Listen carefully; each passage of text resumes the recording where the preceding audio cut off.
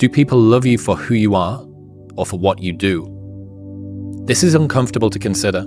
People loving us for who we are feels more real, genuine, caring, empathetic, and robust. It feels like we're less fickle and more difficult to lose. On the other hand, people loving us for what we do feels transactional and transient. The love that we receive becomes contingent on what achievements and successes we can offer in return. And the obvious fear is that if a point came where we no longer had anything to offer in return, would our love be taken away? So here's an even more uncomfortable question. Do you love you for who you are or for what you do? This highlights our hypocrisy. You see, we want the world to love us for who we are, a balanced, caring view of our true value, independent of our accomplishments. Meanwhile, our own self-love is largely determined by what we do. If we fall short, even though we know we tried our best, we still castigate ourselves for being insufficient, unworthy creatures.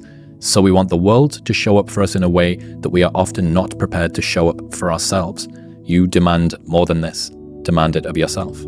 You don't know your self-value. So you're like a vulnerable little child and you're shaking. And it's like, everybody loves me this week, so I love me this week. Next week, it drops. So now you're running around insecure, feeling self-conscious, and not loving yourself, sad and depressed, based on the feedback, the responses, and the energy that the rest of the world is giving you.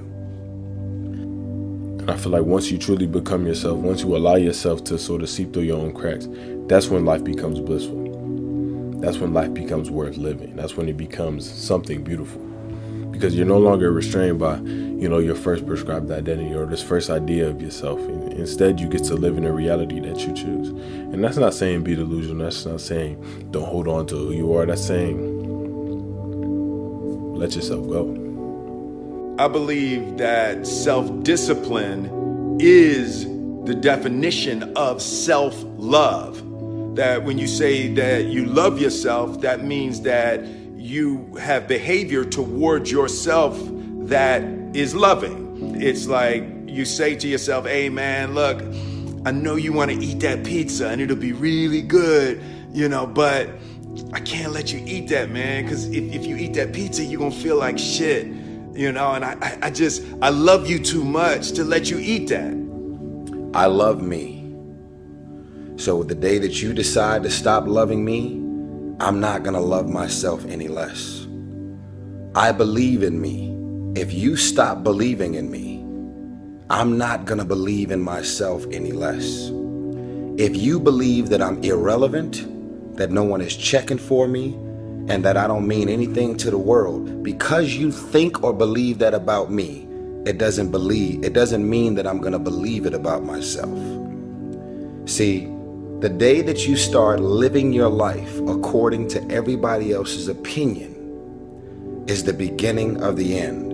Most of y'all, and it's fucked up, I see it every day, all day, most of you guys don't actually know your self-worth. I feel like who we are and what we do is ultimately based on how we feel about ourselves and how we allow ourselves to interact with us and the world around us.